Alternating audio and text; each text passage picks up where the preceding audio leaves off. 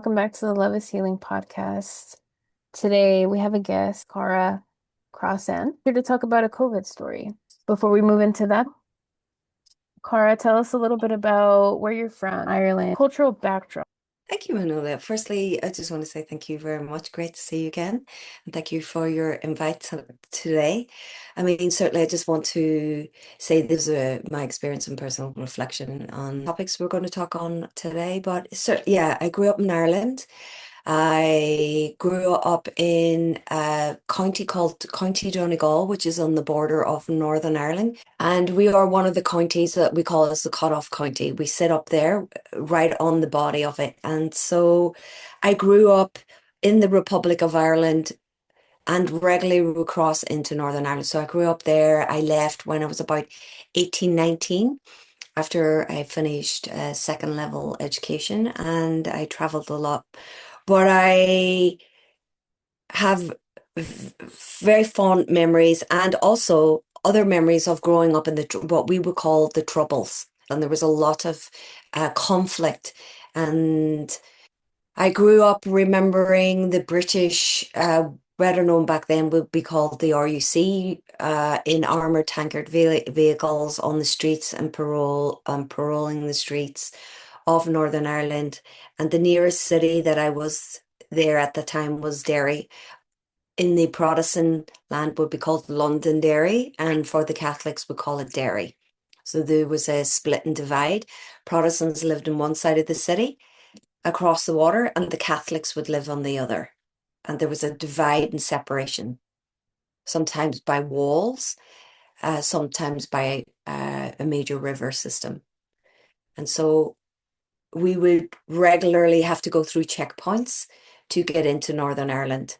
And we became quite accustomed to it. When you grow up in a nation so close to the border, there was also great benefits for us because we would have access to things that other counties down the south of Ireland wouldn't. Infrastructures, certain shops that were in the United Kingdom, and there was two different currencies. Back in the day, there was the pound, now changed to the euro, and there was sterling, which is the English Queen's head. And so when we traveled in, we were used to a different currency and vice versa. And so there was pros and cons to it. But I grew up, yes, in the Republic of Ireland. It was, I have to say, a great time. We had a lot of freedom. We ran around. We were Generation X. Um, there was no such thing as mobile phones. We climbed trees, go fishing. I lived along the coast, like 5 minute walk from our house to the beach. We go down swimming in the water.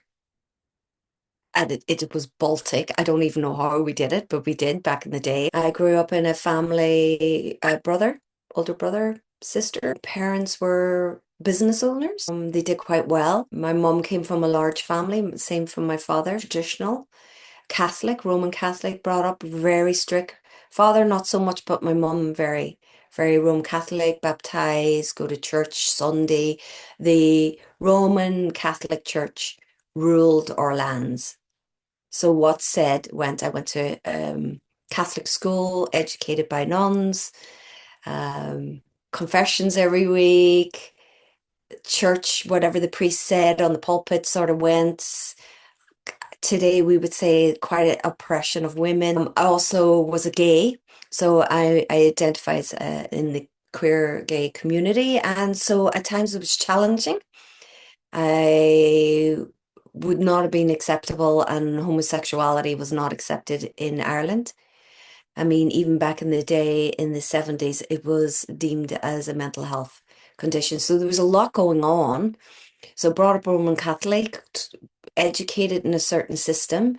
Everybody was the same and grew up in the Troubles. And I was a gay woman, so I hid for a long time. And so I learned to compartmentalize from a very early age. So, and I think we'll talk a little bit about in COVID. And then I realized, I need to leave. I started traveling. I traveled a lot in my younger years. I went to Holland, the Netherlands, and I spent up to 6, 7 months working and living in Holland. And that was a great experience. Camping, there was a crowd of us left. We all met up.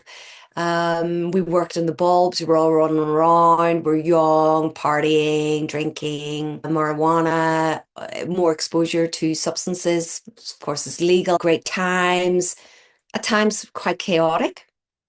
Um, Went to Germany for a while, in Belgium for a while, then returned back to Ireland. So I would go back to Ireland for periods of time and then leave again and then back and forth. So that's a little bit about my background. Lived in the United Kingdom between 18 years. Really see myself as a Londoner. Very grateful, even though I was in the thick of the political troubles at the time. I really appreciate it, but there was definitely a distinction between Irish and British. Like there was times that I went in Germany and it would say no dogs, no blacks, no Irish need apply on, and I've got photographs of that. And we were in a campsite. It was in a campsite, and I remember putting down my Irish passport. And he didn't refuse me entry. And people said, "Well, why did you go?" Well, I didn't have much choice, and we didn't have much money. So, but I remember going, "Oh, that's very interesting." I remember the going into certain areas in Ireland and in not so much United Kingdom, but Northern Ireland go, Catholics need not apply. Like there was a very much a divide back then. It's very much a segregation, separation. I grew up with that. And we would know like this is a Protestant and this is a Catholic. I personally never got into the political. I didn't really hold much contempt where a lot of maybe some of my friends did. The split and dividing people. I was more live and let live. It's hard not to when you see such a divide in the community. I would never support the UDF setting off a bomb or the IRA setting off a bomb. I don't support that level of violence, but I understand it. Thank you so much for sharing all this so far. My family's from Mexico, and so I the stores I went to were Mexican. The shows, the music, the church, everything, my neighborhood, everything was Mexican. And it was just like I pretty much was living in Mexico, but living in the United States. So then when we think about concepts of like racism and all these other things that I've learned of here in school in America, I get it on some level. Even a lot of mainstream Americans, right? And even like schools, universities, I think you don't really understand until you look back at the motherland. I mean, yeah, of course, we have plenty of Irish people, Irish descendants, like German descendants, Russians, and things like that. And it's like, okay, yeah, sure, we're all here in America in the melting pot, right? But here, you're white or you're not white. It's just interesting because if you go back to Europe, there are many more divides and more classes and castes and all these other factors. Just looking at the epigenetics of everything, it's like it makes sense that people would be so skittish or defensive or angry and things like that, and maybe not even understand why. It's like, well, of course, it's in your DNA. I just think everybody has culture, and for the white people listening out there, I'm just like, yeah, dude, like check out your ancestry because it's really rich. Absolutely. Like it's interesting. I feel very privileged because we have so much culture, like the Mexicans, like our traditional language, music, traditions. And they are based a lot on Christianity for sure. The closeness is in the communities, pride in being Irish. And we were not like other nations. I remember back in the day, who would come to Ireland? Firstly, it rains, particularly in our county, every single day. Everything is green. I'm traumatized by the color of green. I love green, but it's like everything's green, 40 shades of green. Like you look out your window, the only time we get a contrast is when the snow came. And we make a joke about it. And but the landscape is, it has been untouched for many years. Like I go out to the hills of Donegal and I look across and I'm going, this is actually quite extraordinary. It is very beautiful. And the land holds many stories. It's hardly changed at all. It's extraordinary along the coastline. Took it for granted for a long time because you've got nothing to compare to. I understand when I first went to Australia, when I was traveling, the Oma bombing went off. And I remember someone saying, "Are you Irish?" And they were really angry at that. And I was like, "But I didn't set off the bomb. There's a political reason why this bomb went off. It doesn't justify it, and people got killed. It's ludicrous. There was Birmingham bombings. There was a lot of stuff. The minute I would open my mouth, even now I still have a very strong Donegal accent. I would just see people turn around and look, and there's no way of tapering it. It's even milder. Like if you heard my brothers and sister talk, their accent would be stronger. It was always a bias. I got used to it. And being a gay woman is, I think over time, I don't, I'm not as sensitive to it. I'm just sort of going, I get it. If you're told something and everybody believes the same thing and you're indoctrinated into Christianity and this is what people are told and this is the way people lived. And it was really life or death. And so I can't vilify my grandparents and that generation. That's just the way it was. When women got married back in the 60s, they weren't allowed to have a job. Their names weren't put on the homes. They couldn't leave. Alcoholism, addiction. One of the other things that I would say about Ireland is the addiction. Like people joke about the Irish drinking, but I remember a lot of addiction in Ireland, like primarily like drinking. I would say fundamentally, if somebody says, what's your experience of Ireland? Apart from culture, I would say the next thing is addiction, fundamentally, which influenced me getting into the trade I'm in today. Why do you suppose there's such a high incidence of addiction in Irish culture? It's a great question. Back in the day, there's many things that changed. If we go back to the famine, the Irish people didn't have anything else to eat because all the produce, the first they were kicked off their land, the British took it over. The Irish then had to pay rent to the English landlords, but it was their land originally, but it was taken off them.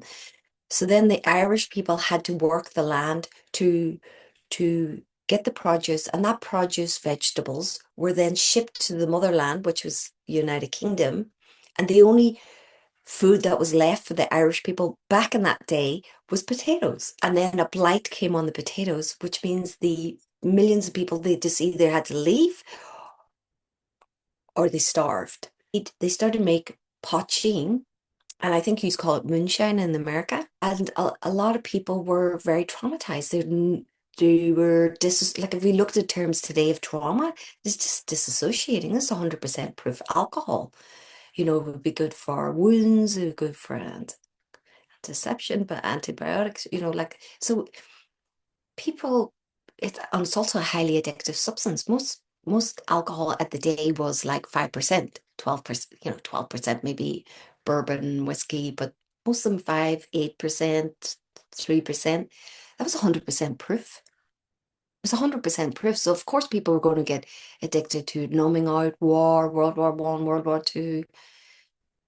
So I think alcohol, due to trauma, lack of food, fueling people, and it just got embedded in the culture.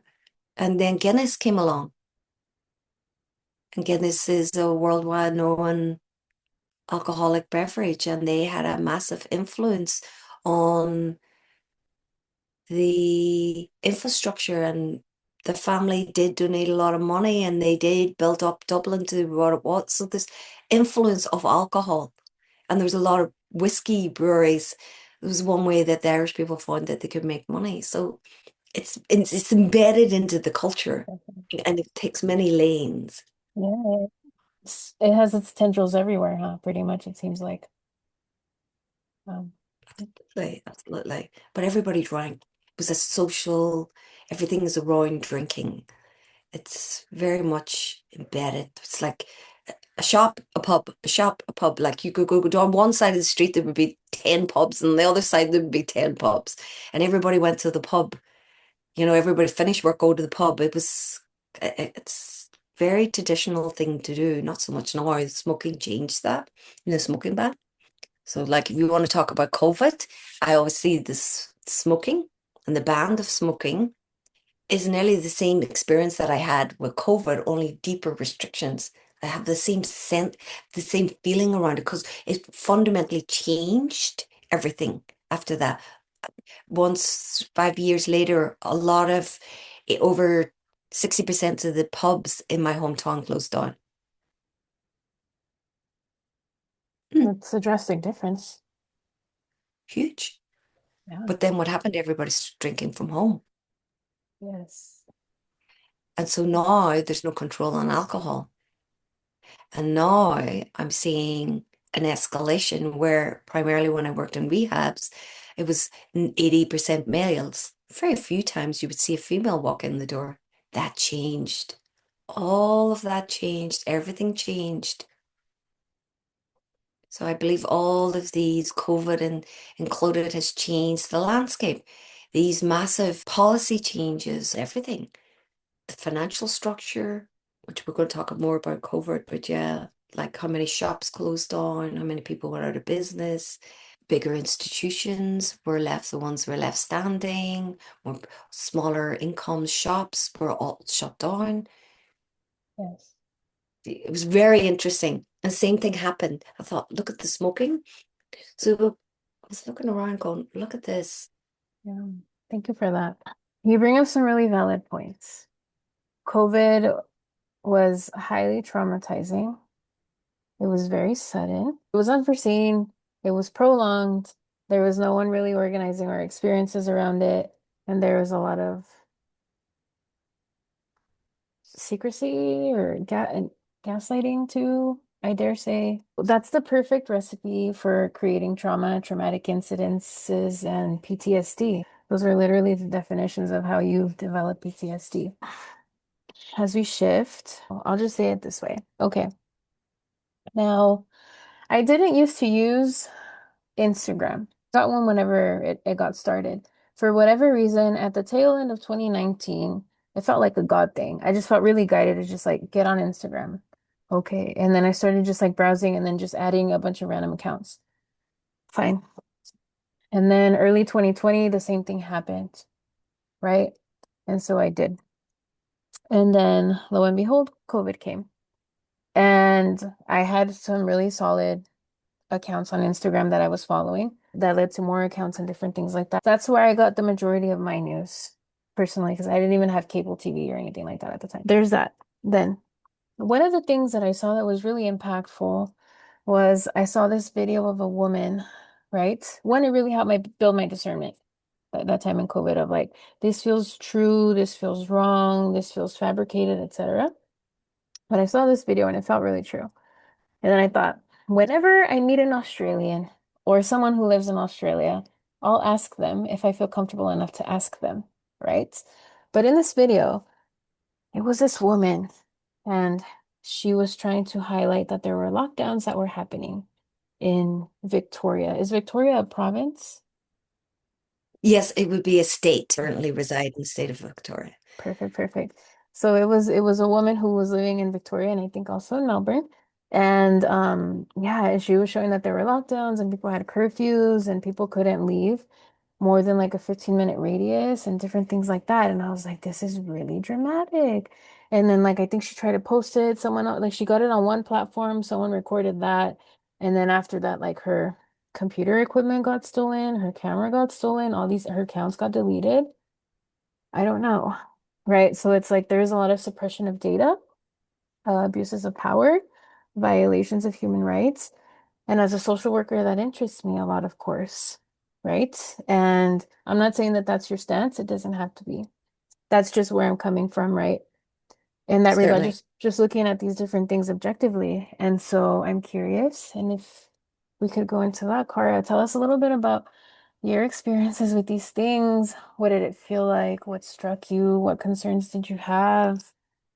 Things like that. Well, COVID was a very interesting view for me, and I'm going to layer it with different experiences I had. For example, the panic and fear that I grew up, say, like when HIV came out, right? AIDS, and everybody was freaking out. It had the same feeling, right? It at this level. And I remember from back in the day, and then went to London. So when I was living here in the state of Victoria, when COVID initially came out, I was actually on holidays in Ireland. Okay. All right, so I had flown from Australia, Melbourne, Australia, and I tootled over and I was in, and yes, COVID was already in the news. I was there several weeks.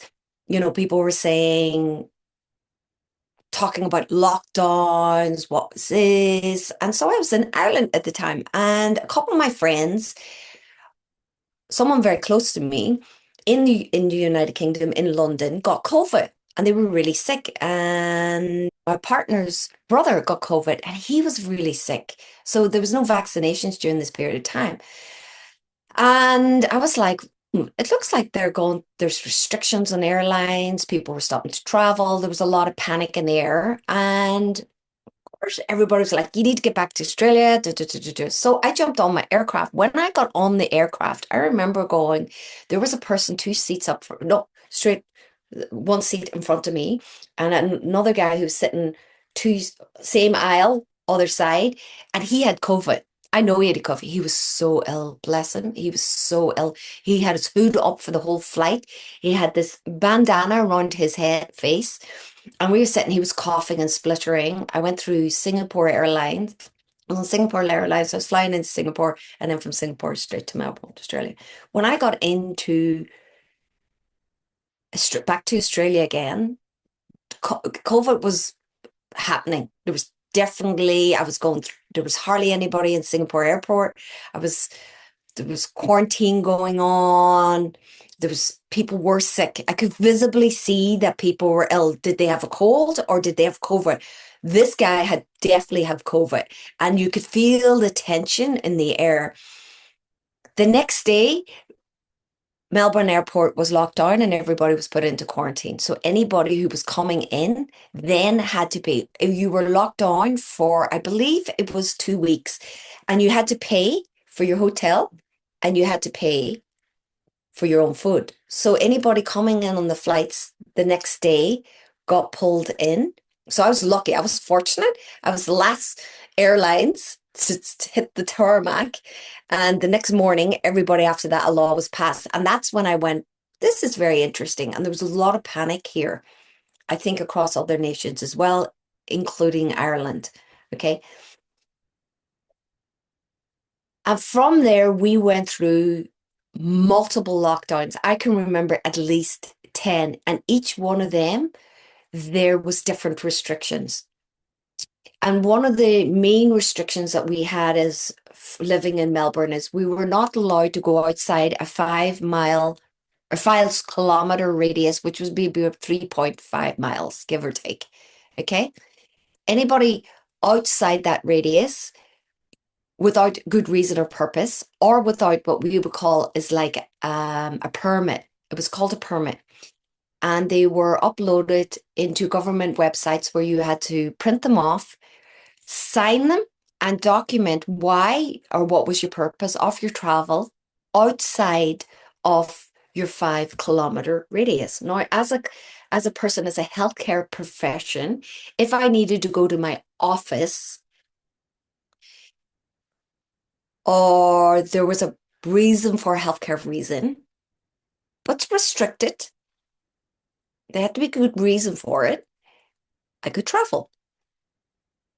But if I didn't have my document on me, I didn't have it downloaded, I didn't have it if pulled in by the police and presented, I would be fined. I could be given a warning or I'd be fined. So this is when I started to think, this is all very interesting. This is all very interesting. And the came to the point then we needed to be vaccinated. We didn't have a choice. Okay, let me rephrase that. You had a choice to take the vaccination or not take the vaccination. If I did not take the vaccination, I could not work for my company. I also was not permitted to see clients. So all shops, all services went into lockdown. So no one, the only places that were open, petrol stations, supermarkets, chemists, um, maybe like things like anything was selling food, clothes stores, anything that wasn't a necessity. Oh, and of course, off licenses or bottle shops, as they call them here, alcoholic services, like which I thought this is very interesting, did not close. Okay. So there are all the services, everything else was shut. Everything. There was fast food restaurants were open, but you weren't allowed to go inside to eat. You could order Uber Eats. Do you see what I'm saying? So food, but you weren't allowed into restaurants. And this kept escalating and escalating and escalating. So it is true what you said is, and there was shortages and there was violence over toilet roll. There's a joke about the Australians and fighting over toilet roll. Yeah, they were beating the head. There was no toilet roll. There was a lot of times we walked in, the shelves were empty and it was creating panic. Like I remember going into the meat section and there was nothing there. There's just full sections. Um, so the the gradual implementation of these restrictions over a period of time were certainly from a limbic perspective of my brain going, now hang on here a second. What is, which was going, and then watching the news and seeing the numbers, we were getting a daily count of people in the state of Victoria with COVID. And our state in particular, and I still don't know um, why we had the highest level of infection rate in the state of Victoria. Other places were having it, but the state of Victoria. Then it happened is we weren't allowed to leave our state. You could not travel from one state to the next. So I could not travel into New South Wales. So each month, each week that went on, more restrictions were having. So we were now locked inside our state. Then our airport was locked down. So there was no flights in and there was no flights out. So for the first time, I would look up at my sky and there would be no aircrafts or air pollution or anything. Everything was quiet. So it started off that I had to get vaccinated. Okay, I didn't have to. In order for me to work in the healthcare system or see clients, I had to be vaccinated and I had to have a certificate and hand that certificate over to my place of employment. If I didn't also get it, my insurance would have been void. So either I was left in this place of nowhere being able to, I wouldn't be able to financially support myself. Then the government start giving out payments, but they were very minimal, basic like social security that would be better known as here. Um, so I had to make a choice. And I didn't make a choice because the government enforced it. I made a choice to be vaccinated morally for people who are actually very vulnerable.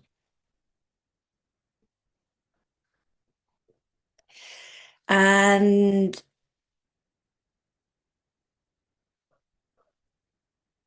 but it created in my limbic system from the rational brain to the limbic brain a conflict. I don't particularly like being told what to do. You have to take a chemical that hasn't really been trialed, and we're the first guinea pigs. And that first drug that came out, which we know there's no side effects from it. I didn't get that. I got the next batch because there was only a certain amount of Australia only got a certain amount of vaccination vials, if you want to call it. And the most vulnerable people got them, and they were the first batch. I can't remember what it was called, the first vaccination. God, see, I it's know there quickly, was but like Merck. I think Merck was maybe the first one, and then Johnson and Johnson. I think it was Merck, but whatever, yes, but whatever that, there was a name, like there was various different, there was like four or five very pharmaceutical names on these vaccinations. And the first one we know today there has been reported side effects, and they have now taken that off the market. But the most vulnerable got them vaccinations, and there was 3 vaccinations that was required. Okay. I decided to get the vaccination.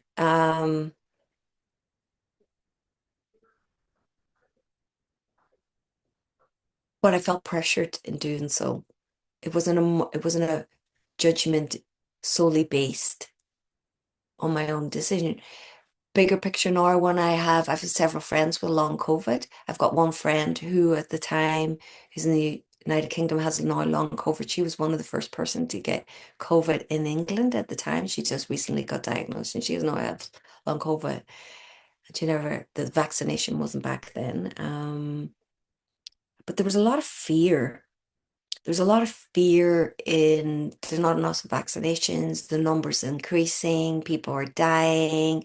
We were getting a lot of news from Europe. Italy was getting hammered. Like thousands of people were dying. Like there was talks about it being on the street. Then we were looking at America, um, lack of infrastructure, stadiums of people. I'm just like, is this scaremongering? Or is this really happening? I started to question, particularly when we stuck at lockdown into our communities. But then when we got curfew, that was it for me. I was like, being told that I had to be in my house by 8 o'clock and I wasn't allowed to leave the house and to go outside the house during that period of time unless it was for emergency reasons, of course. Um, you would have been fined or reprimanded or arrested. I I think the rest I could manage. I think the rest I was going, maybe we're just trying to control a virus that certainly has impact on people's respiratory systems. For the vulnerable, it is dangerous. Can we all just pull together and try to reduce the number? But I don't know if these were true numbers or these were inflated numbers. I also got to talk to a GP here, and for every vaccination that they gave, they got paid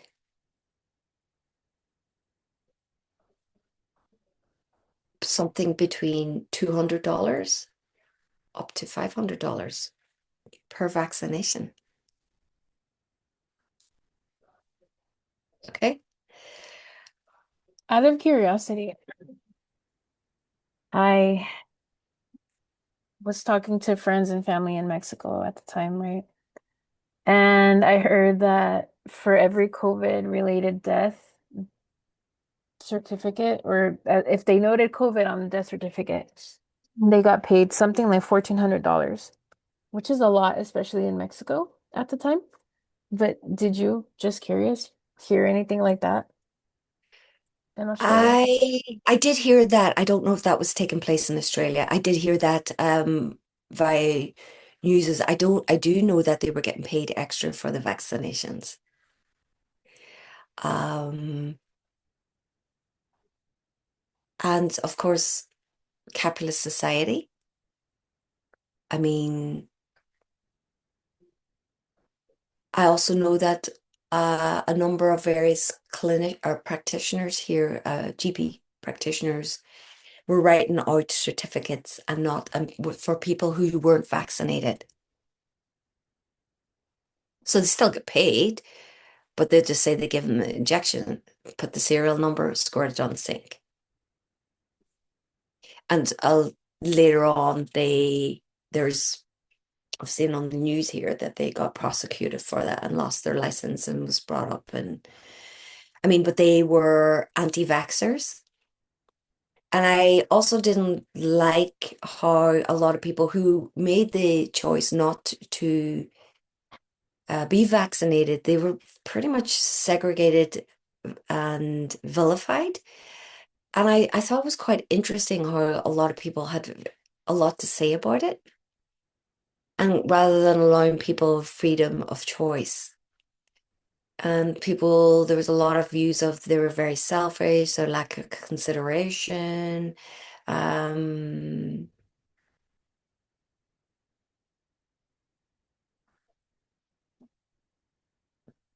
you know, I didn't particularly subscribe to that. I think if somebody doesn't want to take a vaccination and they don't want to take it and they do have impact in their health, but they were like, well, they're just filling up the hospitals because no, they're not vaccinated. They're a high level of carriers. They're more people who take it, there's a level of resistance to a certain level of even catching it. And then, of course, if you do catch it, your immune system, people who don't have the virus, they're carriers of this. And I felt like, I don't know if that's true. I'm not a medical physician. I was going, and they found it really difficult. And I felt for them. And I had some clients that I worked with during that period of time, and some clinicians even refused to work with them. I mean, it was, of course, online at the time, so we weren't allowed to see clients. We weren't allowed to see everything moved. Then our money was, them shops wouldn't accept cash or currency. So I've seen a huge, and then I asked why we're not allowed to use cash. Well, COVID, it's on the COVID's on the on the notes, like it's through exchange. And I said, well, you could go to a gas station in the state of Victoria. The one of the reasons why they found out that everybody was getting COVID, it was because of the pumps. There's a study done on that, and that's how it was spreading. You grab a pump, you fill up your car. And I thought that was hilarious. I thought that was like, oh wow, okay. Um, so yes, you're right. You're right that. And then riots started on the streets because we were getting locked down. The anti-vaxxers were going out, they were getting vilified. People lost their businesses. There was a lot of scaremongering. I remember driving home. I remember walking outside my street here. Um, live a beautiful area down along the beach in Melbourne, and there was nothing. It was dead. It was eerily dead. It was There was nobody on the streets. Um, there was no cars. There was no sound. There was no birds. There was nothing. There was just not nothing. And I remember I felt like there was scaremongering. I think it took me back to a period of time I thought about, like I say, AIDS back, there's a certain group of people spreading it. Let's vilify them. It's a subgroup of people. We're all going to die. Again, I felt, ooh, this is really interesting. I have to get vaccinations. There's a lot of, and so I wasn't so afraid of it. And I mean, growing up with segregation and oscillation, and at times maybe not having enough in Ireland and not seeing other rich nations, I was sort of like, whatever. But curfew got me. Curfew was the one that I went, I don't particularly like being governed, where I can't get on an aircraft. The airport is closed. I can't actually leave the state. Every checkpoint or road to get into another state is blocked by police or army. I, c- I can't travel without a documentation outside of 5 kilometer radius. I have to, if I want a coffee or I want to go into a restaurant, let's say during various restrictions, I have to have an app on my phone where my certificate of my vaccination had to be on. I had to show that before I gain entry into any place. Yeah, I was, and then I was looking across everybody else was running around and they're not wearing masks. They're they haven't got the same restrictions as us. And then I started to think, what is going on here? Like, what is really going on? If we're in curfew and no one's allowed outside the house, what are they moving? Like, I kept thinking in my head, I was starting to get part, like, you cannot but start to think. I was like, am I being overly paranoid here? But what is really going on?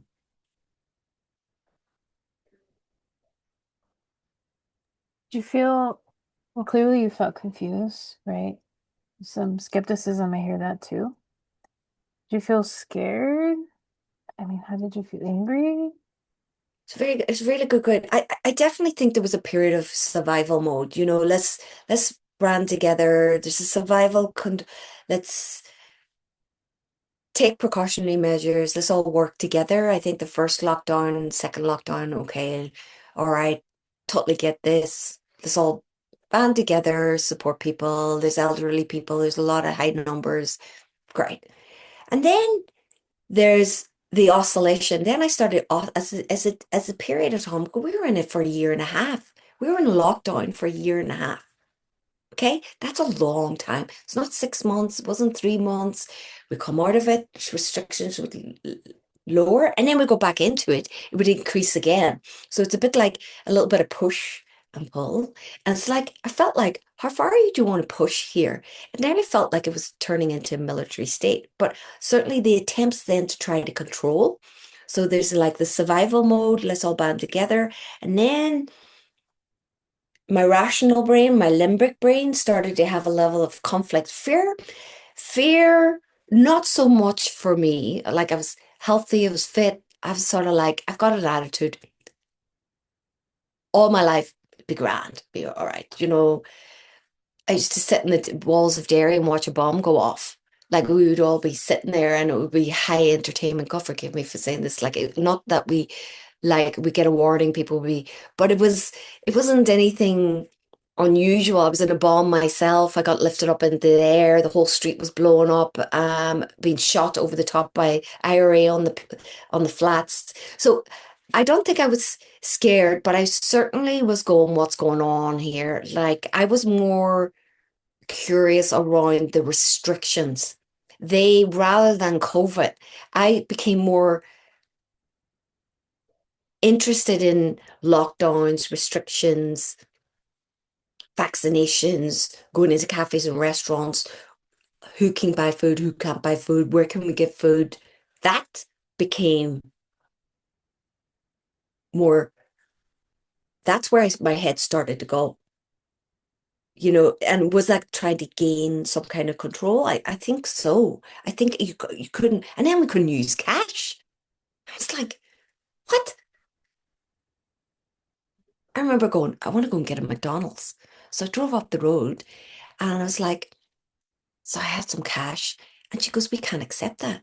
I was like, I can't even buy food now. I mean, I had a card, you know, easy.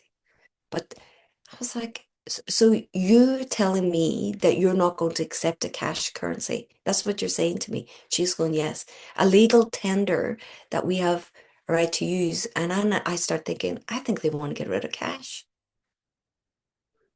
More cash machines start going up everywhere. You start seeing more cash machines going, and I was like,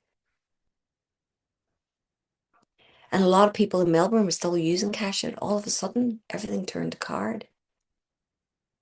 So I don't know. Look, I don't, that it became no longer about COVID for me. It was more about all these restrictions and restraints that I was becoming more fearful out of, and then being locked down for so long. And then I can't get out of the state. Like if somebody died, I couldn't leave Australia. I couldn't get out. I could not get out. And if I left, I couldn't get back in again for 6 months. So let's say I did get out. A lot of people who did get out left the state of Victoria, went to other states that had less restrictions. Not every state in Victoria had the same restrictions as the state of Victoria.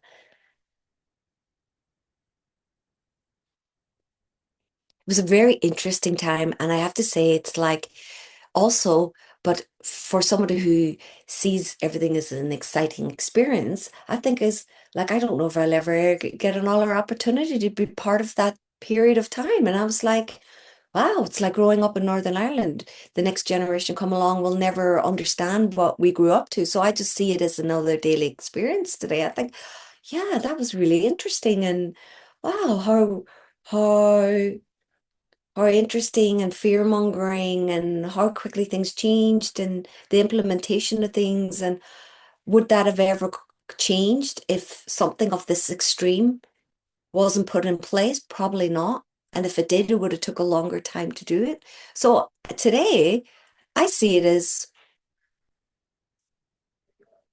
an opportunity or an experience that the other states never got to experience. And I see it as it has aided me to give me a wider view and understanding of stuff rather than see it as a personal trauma. But I don't feel a lot of people feel like that. There was a lot of suicides, depression, but certainly during the period of time, there's oscillation, survival mode, and attempts to try to control, but there was no control. We were being controlled. If it happened again,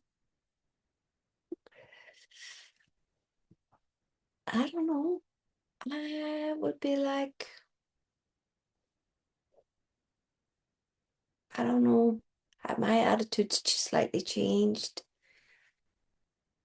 Not because I deeply care for the vulnerable. I would do it for that. So I'd sacrifice my own health and well-being to try to protect someone else. But for my human rights,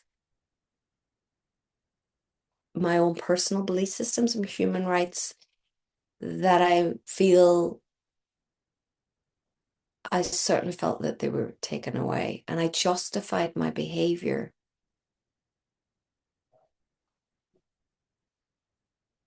by these opposing things. But the two things was the prolonged uncertainty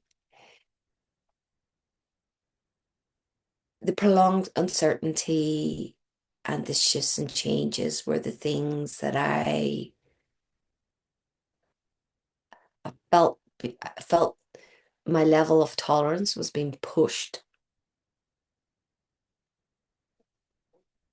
before I'd see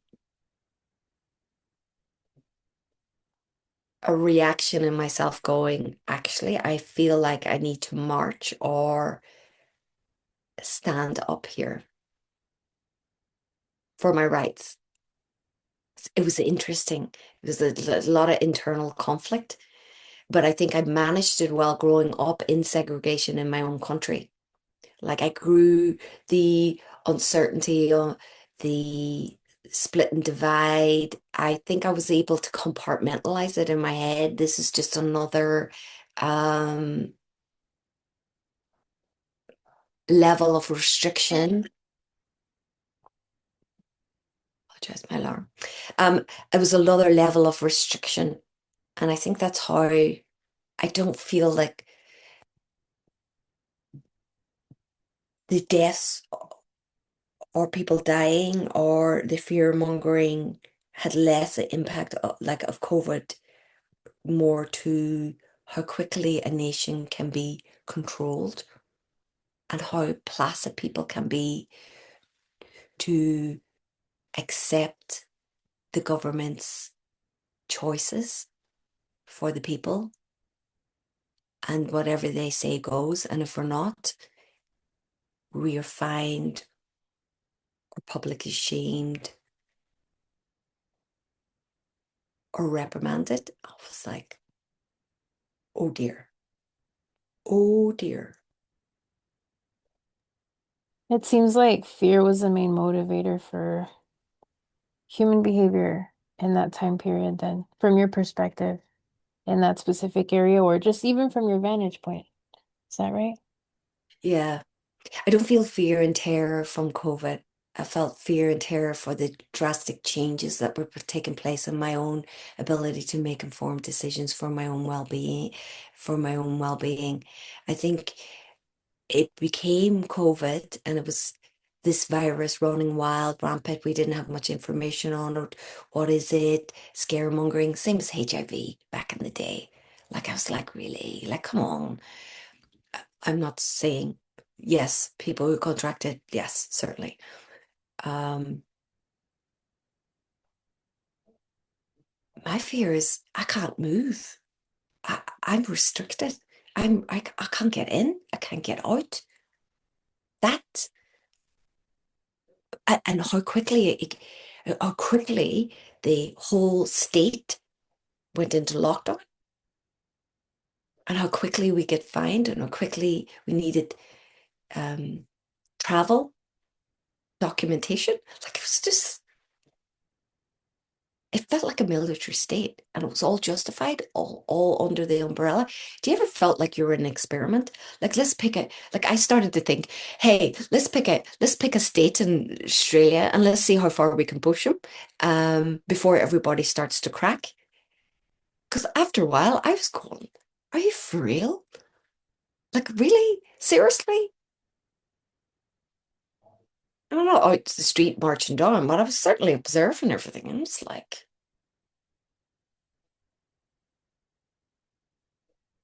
and people weren't managing it. Australia's a very wealthy country. Like they've never had very little terrorism, not bombs and explosives. You know what I mean? Wealthy, loads of resources, oil, gold, opals. You know, people have second homes here. Who doesn't want to come to Australia? Like I'm very privileged.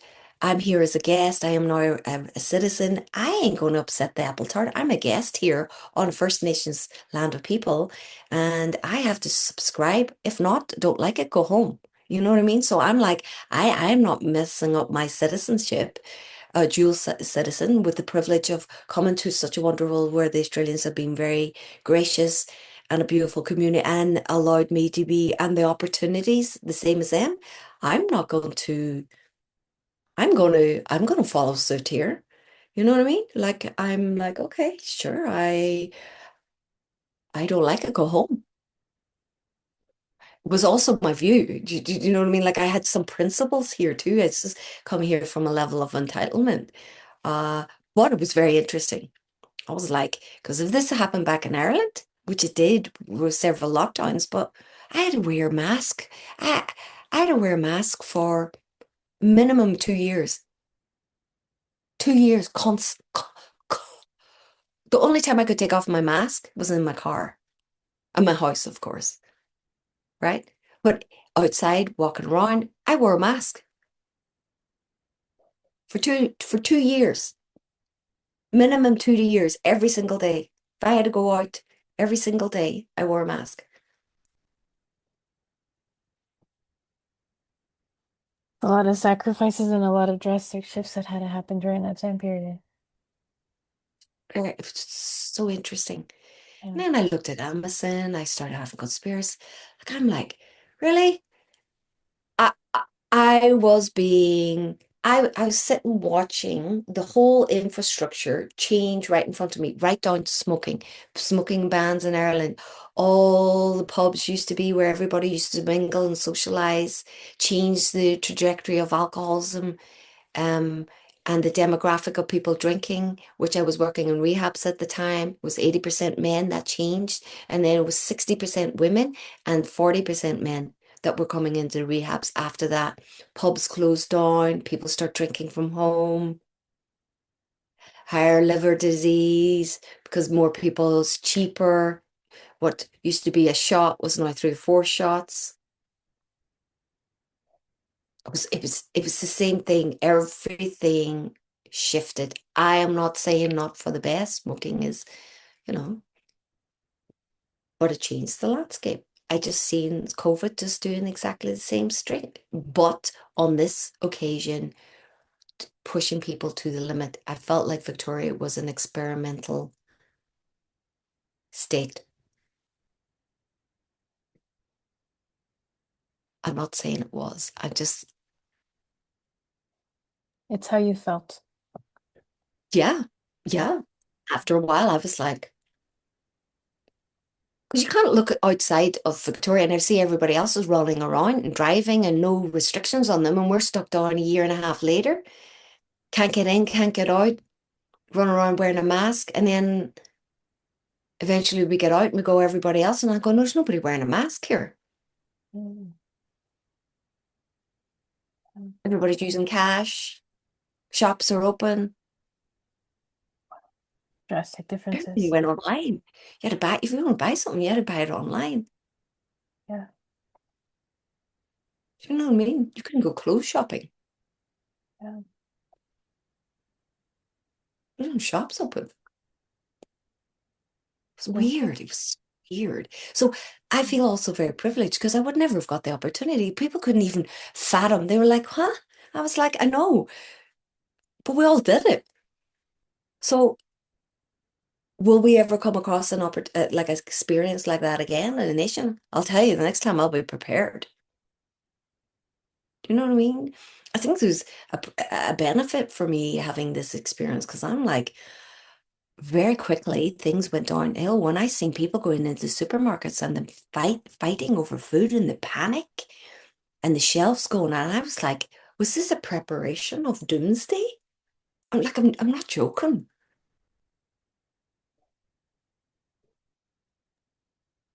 I think those are really valid questions. And I've seen some other things on social media lately that remind me of that video that I initially saw, right? That prompted the making of this video. And so, right, with what's going on in Iran and that area of the world, right? There are now some like lockdowns and oil shortages and things like that going on in Australia, right? Could you speak a little bit to that, please? Certainly, certainly, yes, absolutely. There are Albanese went on a few days ago. I think it was ABC News or whatever, saying, look, encouraging people if they could take public transport rather than driving due to fuel shortage in Australia. I think it's something like 30 to 60 days reserve of fuel in Australia. If the war continues on, we could see huge restrictions. Proposed talk here hasn't been implemented, maybe maximum fuel refueling of $40. A lot of pumps I've gone to, I'm starting to see there are some places with fuel shortage. There's pumps that or petrol stations that I went further out of, outside Melbourne that are not open because they don't have fuel. The price of fuel is, I filled up my car 2 days, 3 days ago, and I paid $2.59 per liter. Generally it sits between 189, and so there's absolutely, yesterday I seen it drop again down to 229. But it's going up and down. It's absolutely there is, but it's over and above that I've ever paid for fuel for my vehicle. So we are absolutely seeing it. This could have been coincidence, but there is a large drugstore, as you would call it in America. It's called Chemist Warehouse. There is so it's like a chemist store. I don't know what you call drugstore. I A think you just call them pharmacy or something like that? pharmacy. Yeah, pharmacy. But it has a large amount of products from perfumes to hair products and everything. And when I go into the store, there's usually three or four, five of packages layering of products. Yeah. And the shelving goes like this. So what I did is I just went to the side and I looked up and I could see from the back there was a gap of products. So there's only like three or four products on the shelves where I used to see maybe 8 to 10 from back to front. And I started to see, now, if you looked at it first glance, everything's stocked. Do you understand? But if you looked behind, there was only a number of products on the shelves. Now, of course, I went, that's interesting. Maybe they hadn't restocked that day. Maybe, you know, they hadn't enough staff on. They didn't get as many products out that day. But I definitely noticed that. it wasn't as highly stocked as it usually is. There could have been a number of reasons for that. So that's the first thing. When I go into supermarkets, supermarkets were the same.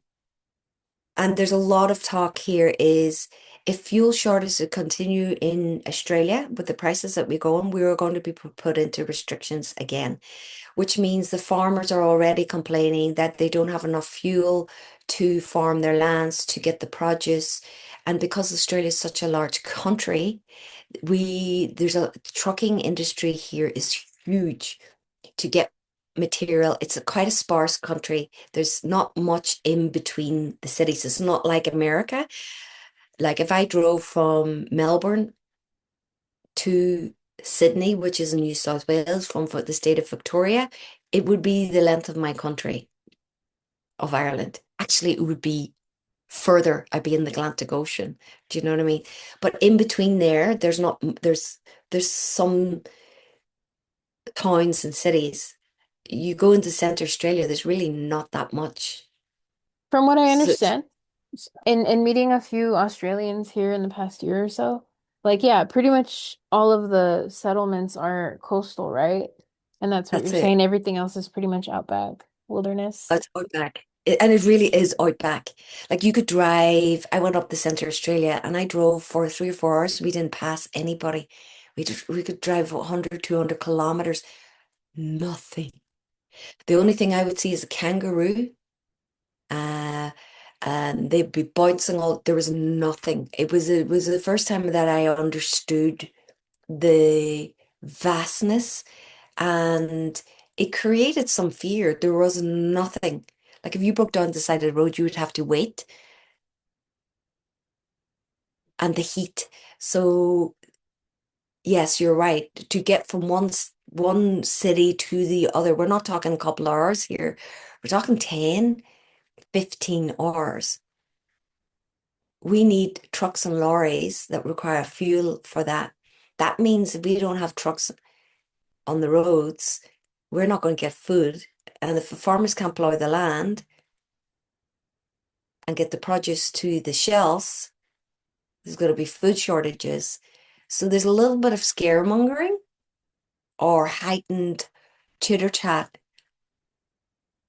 with people. And I'm starting to see people in the state of Victoria panic buying like they did in COVID. So I'm starting to see similarities.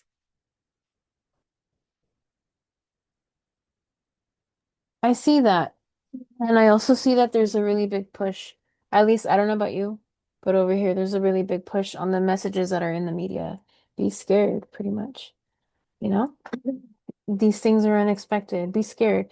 And I think in prepping for this episode, we touched on it briefly, but really, I think you said if we think it is a reality, therefore it is, like quantum physics. And the way that I conceptualize it, genius, really. Yes. And then also, right, where we put our attention, right, where energy goes, sorry, where attention goes, energy flows. So it's just like you are though, like even just by I don't know, like let's talk about it a little bit. So with quantum physics, my understanding is things don't really exist unless you put your attention on it. Like, right? Like whatever's behind my chair doesn't really exist because nobody's witnessing it. But if I turn around and I look at it, then it does exist because I'm sitting there witnessing it. Right. Yeah. Absolutely.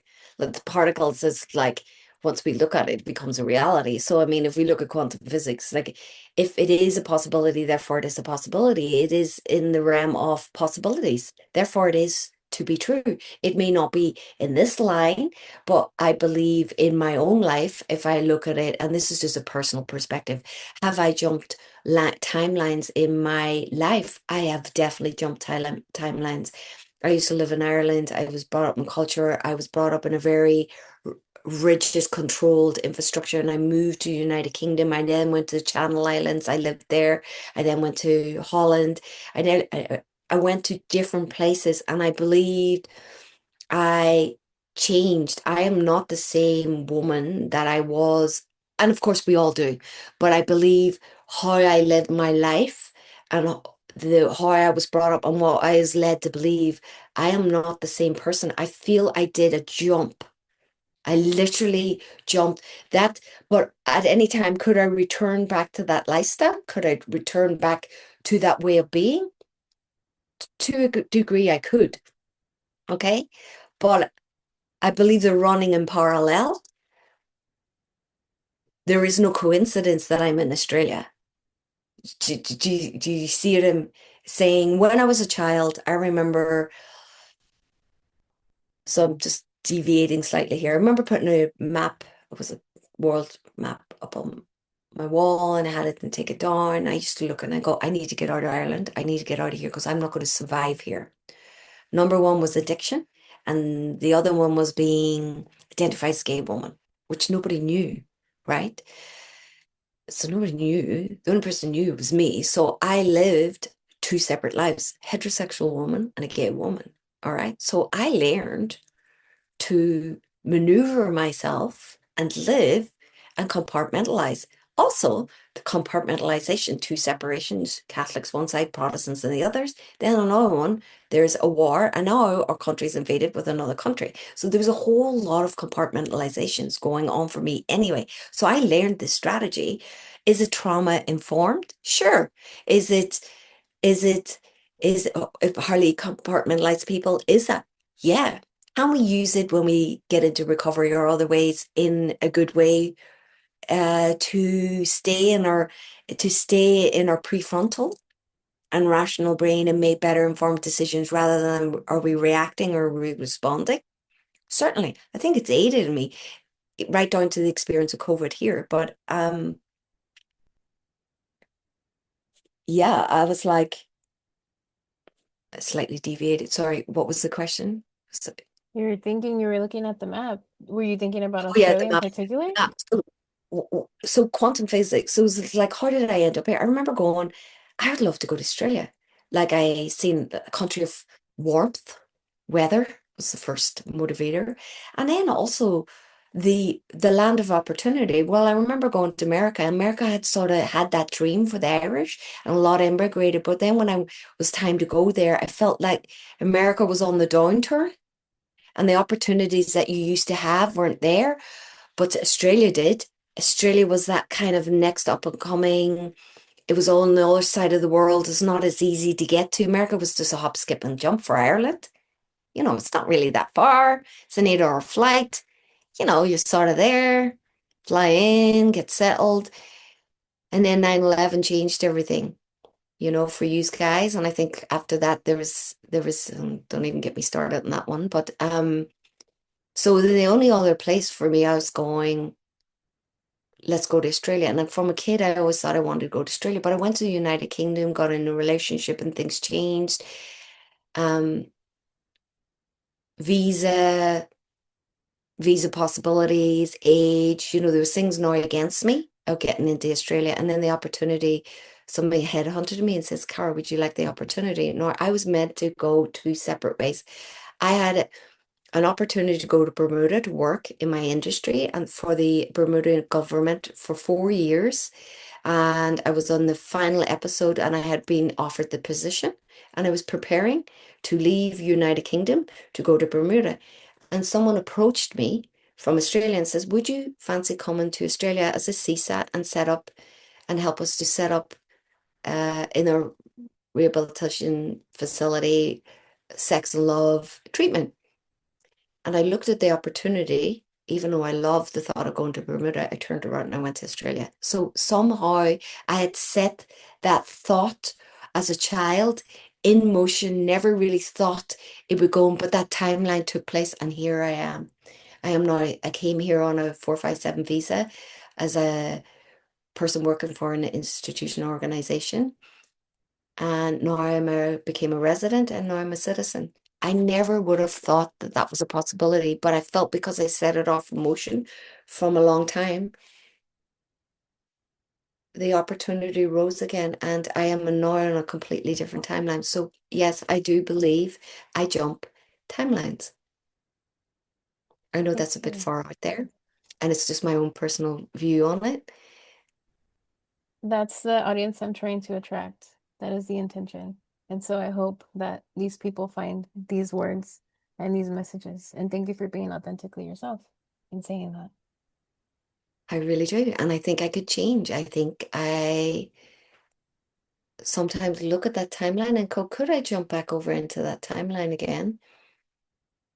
And the answer is yes. Would it be exactly the same? Certainly, would the outcomes of destruction be the same? Sure. These are timelines. And I think I was on a timeline. And I don't think it's no coincidence that I ended up in the state of Victoria because I ended up in Sydney. I wasn't meant to be in Victoria, but I got sent down here and then COVID hit and I got stuck here during that period of time. And I was like, why am I having this experience? And now we are in a fuel shortage. And I'm thinking, is the same thing going to happen here? Yeah, I am having them thoughts. I am like, what's going to happen? And there is a sense of tension and a slight curiosity, but I'm sort of like one day at a time. I'll be cool. Said I had one before, I'll be great again. I'll do it again.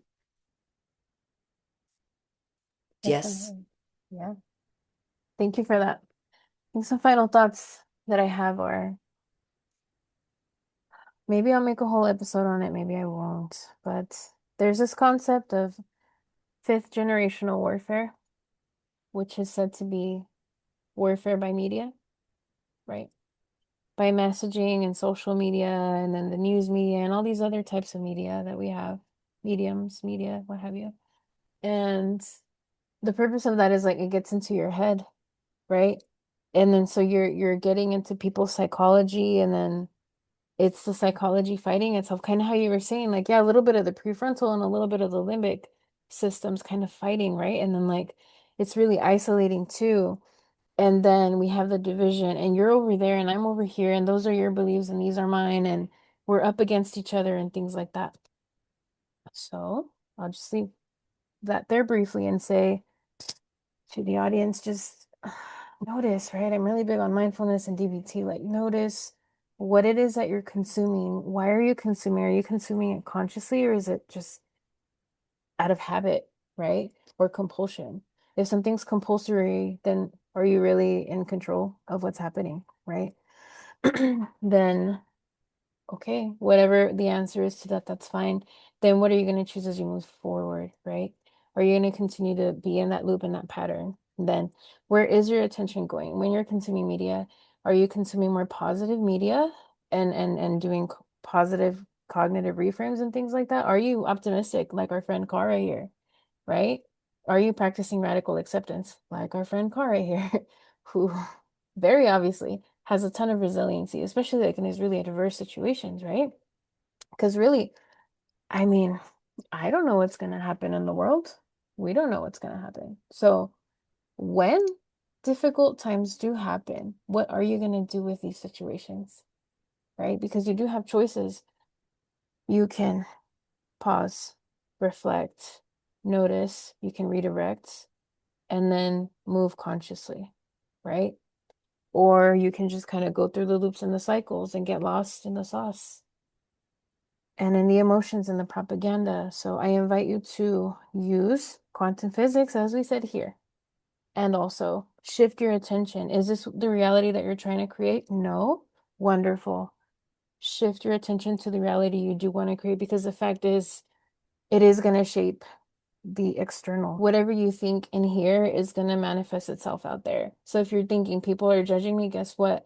You're going to be more, your reticular activation system is going to be primed to be able to look for evidence that guess what? People are in fact judging me. If you're like, I'm resilient, I'm strong, I've got this, I'm protected, whatever, great. Your mind is going to be looking for these opportunities as well. I'll leave that there. And do you have any final thoughts, Cara? Thank you so much for being so generous and sharing your stories with us. I sincerely appreciate it. Any final thoughts, words of encouragement, or anything for our audience today?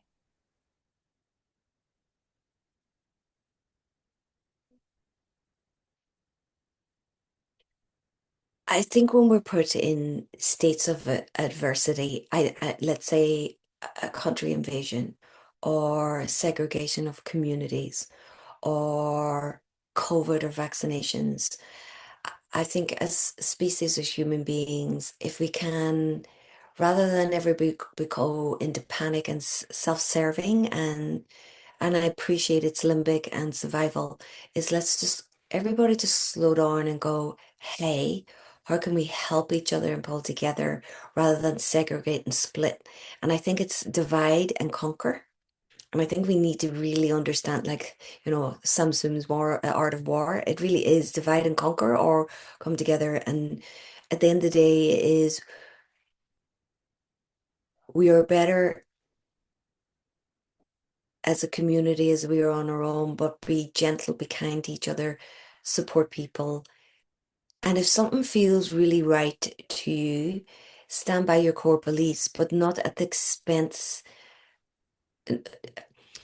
It's like I don't particularly like Ireland being occupied by another nation. However, I'm not going to go out, load my gun, and march a political war and in plant bombs and injure and harm people. It just is. So we either find a way, we all live together. It doesn't have to be.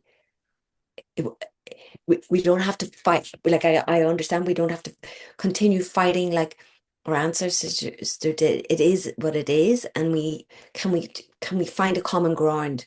Can we all just find a common ground together?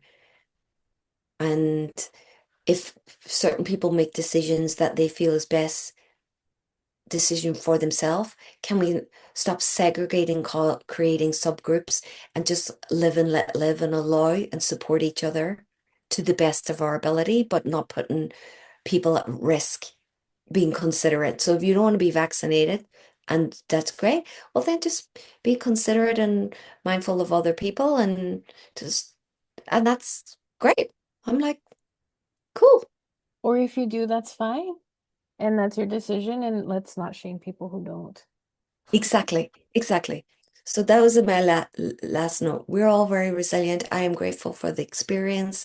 I certainly has allowed my brain to expand. It's educated me more. It's allowed me to be, I mean, I've spoke a lot more freely here. The conversation we're having is generally this conversation I would only have in a very personal, intimate setting, because there is possibility of people having very strong reactions. I am not here to impose.